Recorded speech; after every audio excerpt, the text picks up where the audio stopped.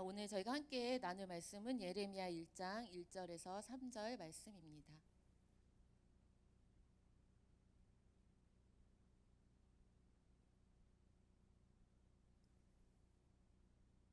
예레미야 1장 1절에서 3절.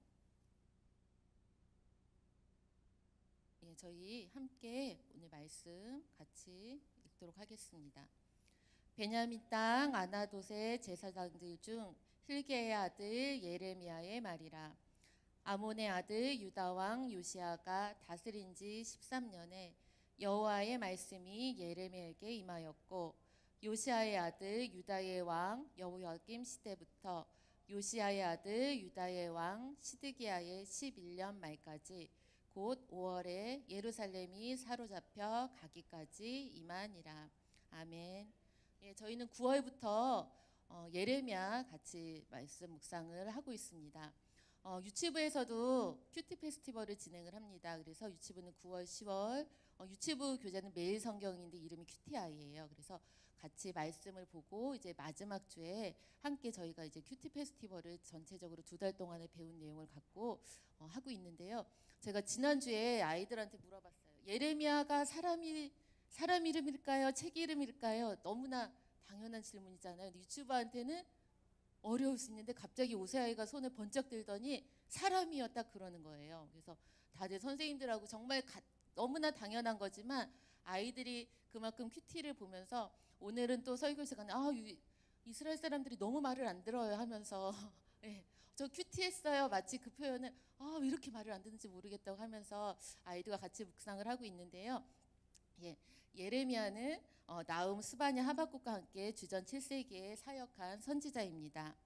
예레미야는 저희가 이제 9월에 말씀 묵상에서 보셨죠. 제사장 hilge야의 아들로 태어나 제사장 성읍인 아나돗에서 자랐습니다.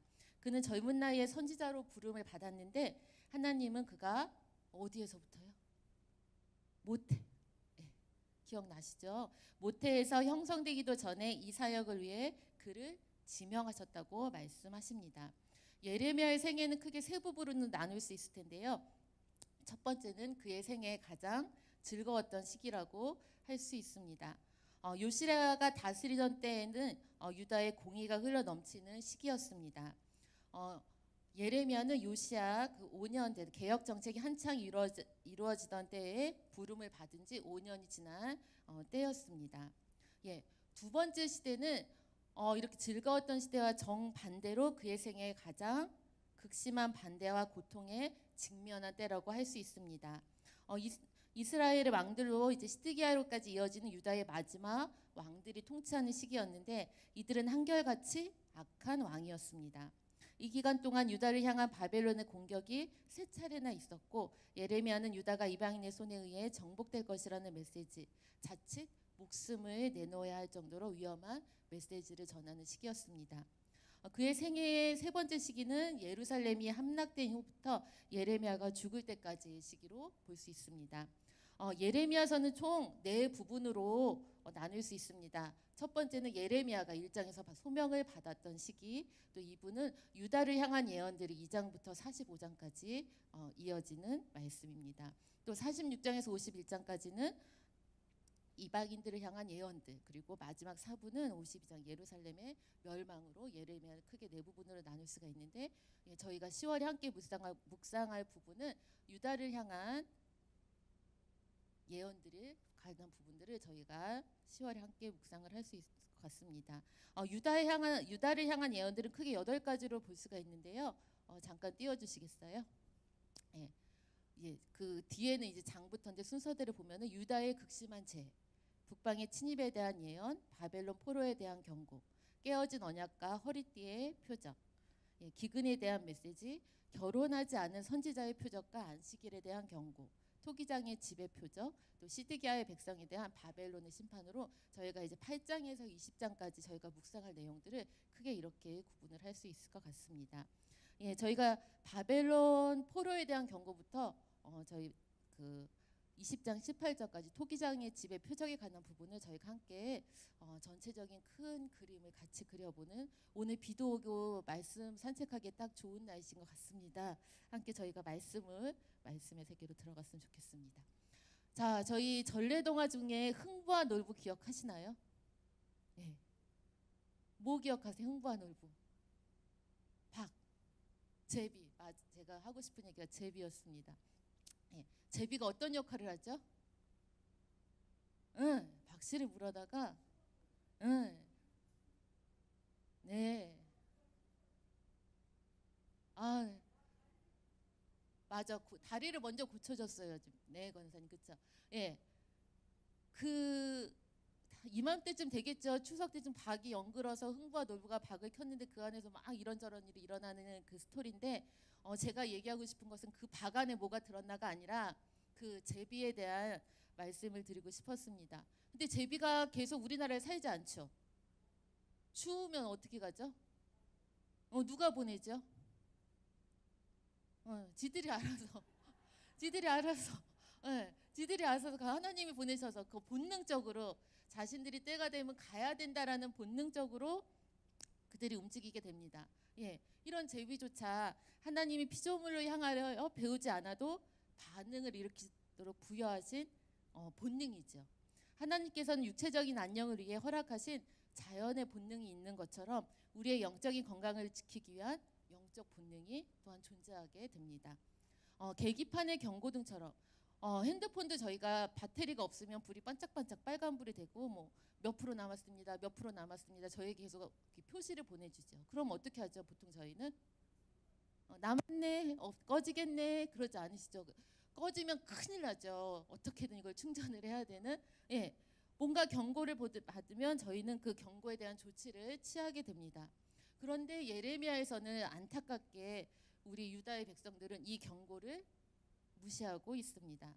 제비들조차 하나님께서 주신 본능을 무시할 정도로 어리석지 않은데 말입니다. 우상 숭배에 대한 위선은 유다 백성 생활 전반부에 침투해 있었습니다. 백성과 선지자들과 제사장은 모두 똑같이 교만한 무관심 가운데서 쓸모없는 경배를 행합니다. 외관상으로는 훌륭해 보이는 그들의 나라는 백성의 교만과 우상 때문에 폐허의 잿더미로 서서히 변해가고 있습니다.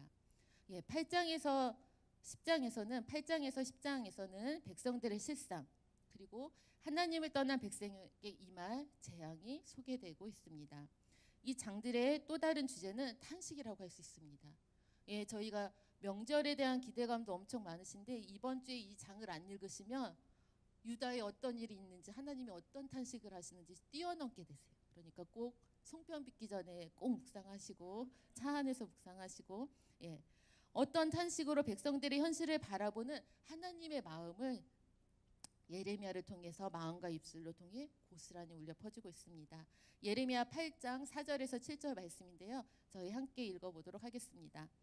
너는 또 그들에게 말하기를 여호와의 말씀에 사람이 엎드려지면 어찌 일어나지 아니하겠으며 사람이 떠나갔으면 어찌 돌아오지 아니하겠느냐. 이 예루살렘 백성이 항상 나를 떠나 물러감은 어찌함이냐. 그들이 거짓을 고집하고 돌아오기를 거절하도다. 내가 귀를 기울여 들은즉 그들이 정직을 말하지 아니하며 그들이 악을 뉘우쳐서 내가 행한 것이 무엇인고 말하는 자가 없고 전쟁터로 향하여 달리는 말같이 각각 그 길로 행하도다. 공중의 학은 그 정한 시기를 알고 산비둘기와 제비와 두루미는 그들이 올 때를 지키거늘 내 백성은 여호와의 규례를 알지 못하도다. 아멘. 천문단 8장 4절에서 7절 저희가 함께 읽은 묵상은 예레미야 3, 4장의 핵심 주제였던 돌아오다라는 뜻을 지닌 히브리어 동사를 5회나 연속해서 사용하고 있습니다. 누구나 떠나가면 다시 돌아오지 않겠느냐. 그런데 예루살렘이 백성이 항상 나를 떠나가기만 하고 거짓된 것에 사로잡혀 돌아오기를 거절하느냐. 그들은 모두 자기의 그릇된 길로 갔다라고 말했습니다. 여기서 선지자는 하나님의 창조 질서를 따라 그 정한 때를 알고 움직이는 학, 산비둘기, 제비, 두루미와 비교해 유다 백성들은 하나님의 규례를 알지 못하고 비정상적으로 행동하는데 그 모습이 마치 전쟁터를 향해 달려나가는 군마처럼 여호와를 떠나갔다고 합니다. 시대를 초월해 죄를 향해 달려가는 인간의 죄성이 어떠한지를 잘 보여주는 본문입니다. 예레미야는 불특정 다수를 향해 질문합니다. 우리는 지혜를 가진 사람들이요 주님의 율법을 안다라고 주장하는 유다 백성들의 주장에 대하여 너희가 어찌 그렇게 말할 수 있느냐라고 반문합니다. 이 문단에서 특별히 서기관들의 책임이 부각되고 있습니다.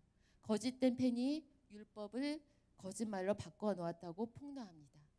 사회가 붕괴되는 것을 막기 위한 장치로서 백성들에게 토라를 가르쳐야 할 지혜자와 서기관들의 역할이 강조되는 부분이었습니다. 오늘 지금은 잠깐 본 본문처럼 결국 하나님의 법을 떠난 결과로 그들의 아내들을 침략자에게 빼앗기게 될 것이며 하나님이 그들에게 심판을 내리실 때 모두 쓰러져 죽을 것이라고 선언하고 계십니다. 이와 같이 처참한 재앙이 유다들 백성들에게 임하게 된 것이며 그 근본 원인이 무엇인지 9장 13절에서 14절에서 재차 강조하고 있습니다. 우리 9장 13절에서 14절 함께 읽어보겠습니다. 여호와께서 말씀하시되 이는 그들이 내가 그들의 앞에 세운 나의 율법을 버리고 내 목소리를 순종하지 아니하며 그대로 행하지 아니하고 그 마음의 완악함을 따라 그 조상들이 자기에게 가르친 바알을 따랐습니다. 아멘. 이 본문에서는 왜 그 땅이 황폐하게 되었는지를 분명히 밝히고 있습니다. 화자가 말하고자 하는 것은 이 사건은 결코 우연히 일어난 게 아니며 또한 하나님께서 무력하셔서 대처할 수 없었던 것도 아니라고 하는 점입니다. 이 재앙은 하나님의 백성이 하나님의 법을 지키지 않고 하나님께 순종하기를 원치 않는 대신에 바알을 따랐기 때문에 그들에게 의도적으로 내려진 언약적 심판이라는 것을 이야기하고 있습니다. 예루살렘의 멸망과 바벨론 포로로 끌려가는 것을 피할 수 없는 사실이 되었습니다. 창문턱을 넘어 들어오는 것을 느끼며 시온의 딸들이 할 수 있는 것은 무엇일까요? 예레미야 9장 17절에서 22절에서는 죽음과 애도라는 생생한 이미지를 통하여 심판이 필연적이라는 사실을 독자들에게 알려주며 이를 통해 하나님의 언약과 백성들 간의 관계를 세워가는 근간이 무엇인지를 깨닫게 해주십니다. 이 유다 백성들에게는 두 가지 선택의 길이 놓여 있음을 본문에서는 말하고 있습니다. 하나는 인간적인 지혜와 힘과 부를 의지하고 자랑하는 삶이고 다른 하나는 인애와 공명과 정직을 행하는 삶입니다. 유다 공동체의 안정과 삶의 질서를 유지될 수 있는 유일한 길은 지금까지 믿었던 안전에 대한 왜곡된 환상이 아니라 하나님을 아는 실제적인 관계성에 달렸음을 이야기합니다. 두 번째 이스라엘의 백성이 선택해야 될 것은 할례를 통해 하나님의 심판을 설명하고 있습니다. 마음의 할례는 이미 예레미야서 4장 4절에서와 6장 10절에서 강조했던 주제로서 육체적인 할례만을 행하는 것이 아니라 참으로 참 하나님의 언약 백성으로서 마음의 할례를 행하라고 명령하십니다. 마치 시온의 성전이 있다고 하더라도 예루살렘의 안전이 보장되지 못했던 것처럼 할례도 마음의 할례를 행할 때에 안전이 보장될 수 있다고 합니다. 예레미야 11장에서 13장에서는 유다와 예루살렘을 향한 하나님의 심판 메시지에 속해져 있으면서 유다 백성의 언약의 위반과 그로 인한 심판의 위험을 설명하고 있습니다. 여기서 나오는 언급되는 하나님의 심판, 유다 백성이 포로로 사로잡혀 가게 될 것이라는 메시지는 아마 여호와긴 왕 때에 유다를 침공한 바벨론의 느부갓네살 왕에 의해서 사람들이 포로로 잡혀간 제1차 바벨론 포로기의 배경에 대한 설명으로 보입니다. 예레미야는 이제 심판을 받아 폐허가 된 땅을 향한 하나님의 탄식이 나타납니다. 심판 시탁의 성격을 겸하고 있는 하나님의 탄식은 남왕국 바벨론 연합군의 공격을 받은 주전 602년 상황을 배경으로 하고 있습니다. 하나님의 언약의 백성인 유다가 본래는 하나님의 집, 여기서는 성전이 아니라 이스라엘 백성을 가리키는 표현이라고 할 수 있습니다. 그 하나님의 집이 그분의 소유이며 그분이 진정으로 사랑하는 자였음을 밝힙니다. 그러나 그들이 언약을 깨트리고 말씀에 불순종했기 때문에 하나님께서 그들을 버리시고 그들을 내던지시며 원수들의 손에 넘겨주게 됨을 밝히고 계십니다.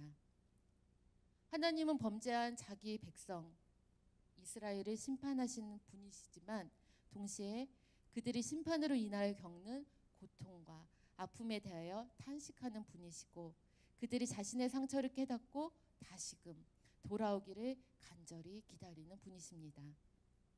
13장에는 허리띠의 상징과 포도주 항아리에 관한 비유가 등장을 하게 됩니다. 하나님은 예레미야에게 배로 만든 허리띠를 새로 구입하여 허리에 띠를 띠고 물에 적시는 일이 없게 하라고 13장 1절에서 말씀하십니다. 이것은 유다 백성이 처음에는 하나님께 선택하심을 입은 새로운 민족으로 물에 젖지도 않은 깨끗한 언약의 백성을 암시하는 것으로 보입니다. 예레미야가 하나님의 말씀을 쫓아 그대로 행하자 하나님께서 이제는 그 허리띠를 아나소스로부터 동쪽으로 350마일 정도 떨어진 유프라데스 강 한 바위틈에 숨겨두고 여러 날을 지나게 하십니다. 여러 날이 지난 후에 바위틈에 숨겨놓은 허리띠를 갖고 오라고 하십니다. 그 허리띠를 다시 갖고 왔을 때 그 허리띠는 사용할 수 없을 정도로 심하게 썩어 있었습니다. 이 허리띠는 하나님의 백성을 가리키고 허리띠를 둘러매는 허리의 몸통은 하나님을 가리킵니다. 그리고 그 허리띠가 썩은 것은 유다가 하나님께로부터 멀어진 부패함을 암시하고 있었습니다. 두 번째 포도주 항아리에 관한 비유가 13장 12절에서 14절에 등장합니다. 하나님께서 예레미야에게 포도주 항아리마다 포도주가 가득 찰 것이라는 말씀을 하십니다. 대중적인 격언의 메시지를 유다 백성에게 전하도록 하십니다. 이에 유다 백성들은 포도주 항아리에 포도주가 담긴 것들이 자기들이 모를 리가 있겠냐고 반문하여 묻습니다. 이때 하나님께서는 예레미야를 통해서 이런 이야기를 하십니다.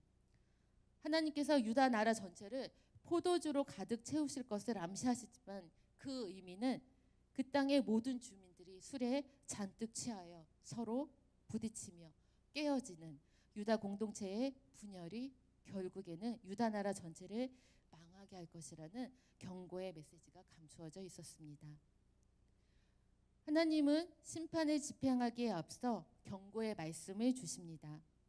앞서 예레미야에게 중재기도 자체를 금하신 것을 보면 유다 백성이 이 경고의 말씀에 귀를 기울일 가능성은 전혀 없지만 그럼에도 불구하고 하나님께서는 혹시나 하는 마음으로 그들에게 마지막 경고의 메시지를 전하십니다.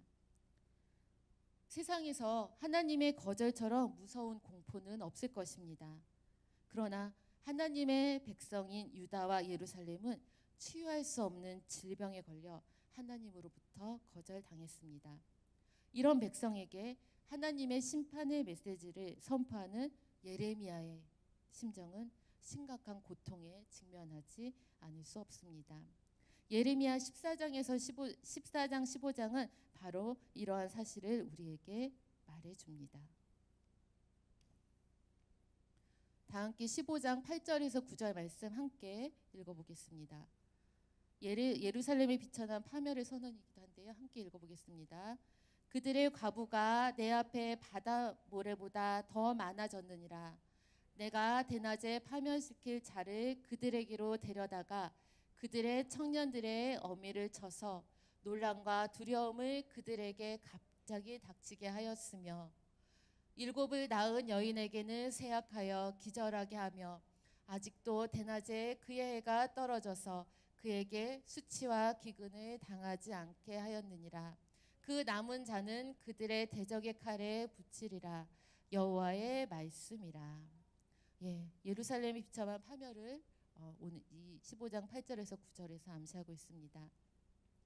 이 16장에서는 예레미야가 백성들에게 전할 메시지에 세 가지 금지 명령을 통해 나타납니다. 이 금지 명령들은 백성들이 앞으로 겪게 될 것을 예레미야가 자신의 삶으로 미리 보여줌으로써 동시대의 사람들에게 경고의 의미를 갖고 있습니다.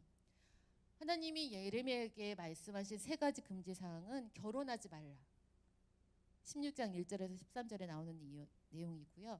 또 초상집에 들어가지 말라 16장 5절에서 9절에 나옵니다. 또 한 가지는 잔치집에 가지 말라는 16장 8절에서 9절에 나오는 명령이었습니다. 하나님은 예레미야에게 독신으로 살 것을 명령하십니다. 그런데 결혼은 하나님이 명령하신 것으로서 사람에게 중요한 제도이며 저구나 자녀를 갖지 못하는 것은 큰 불행이며 하나님의 징계로 여기던 시대였습니다. 그런데 하나님께서는 예레미야에게 독신을 명하신 것은 그가 선지자이기 때문만은 아니었습니다. 예레미야의 삶을 통해 그의 메시지를 백성들에게 상징적으로 전하려고 하신 것입니다. 아들이나 딸을 자녀를 두지 말라고 하십니다. 이 땅의 아이들이 몹쓸 병에 걸려 죽고 칼과 기근에 모두 죽게 될 것이기 때문입니다. 예레미야의 자녀가 없는 삶은 미래의 유다의 완전한 멸망을 상징합니다. 두 번째로 하나님은 예레미야에게 초상집에 들어가지 말라고 하십니다. 여호와는 예레미야에게 초상집에 가서 애곡하거나 조의를 표하지 말라고 말씀하십니다. 장례는 이스라엘뿐만 아니라 모든 문화권에서 대단히 중요하게 여기는 의식입니다. 예레미야가 초상집에 가지 않으면 그것이 이웃에 대한 무관심으로 해석될 수도 있을 것입니다. 그러나 이것은 하나님의 명령은 자기 백성에게 평화, 곧 인자가 궁유를 거두셨기 때문입니다. 유다의 멸망이 너무나 비참해 그들을 매장하거나 그들에게 위로의 잔을 건넬 사람이 없을 것이기 때문입니다. 마지막으로 하나님은 예레미야에게 잔치집에 가지 말라고 명령하십니다. 잔치집은 기쁨과 즐거움이 넘치는 이 잔치집의 출입을 금지하십니다. 하나님은 이런 기본적인 사회활동을 금지시킴으로써 예레미야에게 완전히 고립된 삶을 살게 하십니다. 이같이 사회와 단절된 예레미야의 삶은 앞으로 유다에게 어떠한 즐거움도 없을 것이라는 완전한 멸망을 상징적으로 나타내기도 합니다. 예레미야는 모두 5번의 고백으로 하나님께 고백 기도를 드리게 되는데요. 예레미야는 구약의 다른 어느 선지자보다도 자신의 생애에 대해서 말씀을 통해서 기도를 통해서 자세히 기록하고 있습니다. 여호와께로부터 예레미야에게 임한 말씀이 가라사대 18장 1절에 나오는데요. 다시 이야기가 전환이 되는 내용으로 나옵니다. 저희가 18장 3절에서 4절 말씀 같이 읽어보도록 하겠습니다. 18장 3절에서 4절 말씀입니다.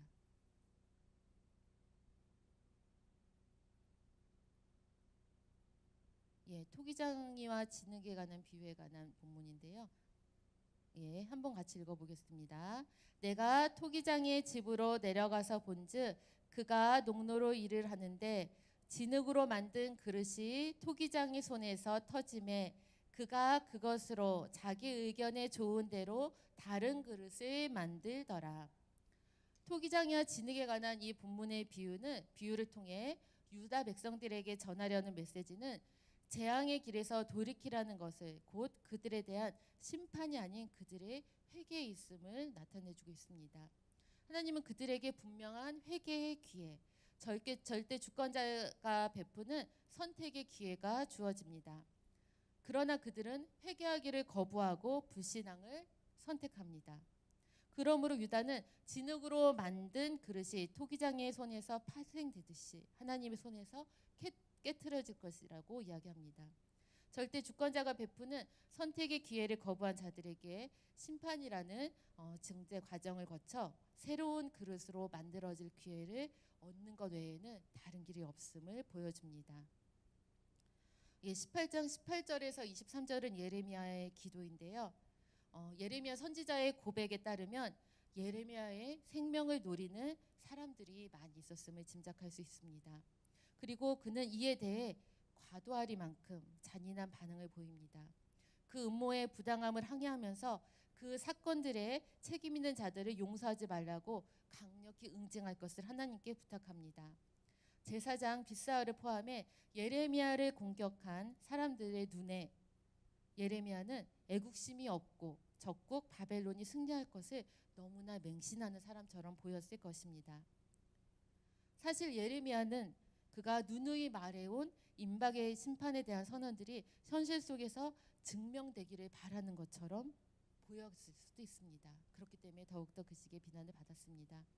그러나 더 중요한 것은 예레미야가 이렇게 강력한 응징을 요구한 것은 사람들이 자신을 통해 하나님의 메시지를 거절함으로써 결국 하나님을 거부하는 것으로 이해했기 때문입니다. 예레미야에게 낙심되고 비관적인 것은 어려운 때에 위로와 도움이 되어야 할 친구, 친한 벗들마저 그가 죽기를 바랬다는 사실입니다. 그가 믿고 의지했던 사람들조차 그의 메시지에 거부감을 갖고 박해하는 일에 가담했습니다. 그는 완전히 혼자였습니다. 나의 벗의 문자적인 의미는 나의 평화의 사람이라고 할 수 있습니다. 지금까지 예레미야와 평화롭게 관계를 맺어왔던 사람들, 서로 이해하고 신뢰했던 사람들이란 뜻입니다. 이들은 평화의 시기엔 평화로운 존재, 평화를 말하는 사람들이었으나 정작 예레미야가 어려울 때 평화를 주지 못하고 심지어 예레미야에게 테러를 가하는 사람들이었습니다. 그들이 한때 예레미야의 친구였다는 것은 사실이라 해도 그들이 영적으로 예레미야의 입술을 통해 나오는 하나님의 말씀을 듣고 마음에 받아 분별하지 못하는 한 그들은 결국 예레미야의 편에 하나님의 편에 서지 못할 것입니다. 이런 예레미야의 고백에서 우리는 예레미야의 확신을 찾아볼 수 있습니다. 첫째는 하나님께서 자신과 함께한다는 확신이 예레미야에게 있었습니다. 예레미야는 하나님의 응답과 개입 그리고 자신의 무죄를 확신했습니다. 하나님을 두려운 용사로 자신의 곁에 자신을 대적하는 자 앞에서 계시는 분으로 믿었습니다. 모든 사람들이 자신의 말을 듣지 않을 때 자신의 중심에 사정을 보시는 분임을 의심하지 않았습니다. 재난의 날에 대적들에게 등을 보이시고 그분의 얼굴을 보이지 않으실 것이지만 예레미야 자신의 눈에는 눈을 돌리지 않으실 분으로 확신을 하고 있었습니다. 하나님의 말씀을 끊임없이 거부하는 백성이 있었다면 하나님을 본받아 꾸준히 순종한 예레미야가 있었습니다. 그는 하나님의 말씀을 받은 사람을 어떻게 살아가고 사역해야 하는지를 보여주는 산증거입니다. 요셉의 삶이 낯선 땅에서 살아가는 하나님의 모범이 되듯이 예레미야는 고난 가득한 현실 속에서 어떻게 하나님을 경외하며 살아가야 하는지를 보여주는 모범이 되고 있습니다. 예레미야는 40년에 걸쳐 긴 세월의 사명을 감당하였습니다. 하나님이 보호하시고 함께 하시지만 끊임없는 공경과 고난 가운데 살아가는 예언자, 그가 예레미야였습니다. 10월 예레미야 말씀 산책을 통해서 단 한 사람, 내가 예레미야와 같이 하나님과 관계를 맺어가고 어떠한 상황 속에서도 나를 끝까지 지켜보시고 나를 통해 임하실 하나님의 큰 뜻을 함께 경험하시는 귀한 한 달이 되셨으면 좋겠습니다. 함께 기도하겠습니다.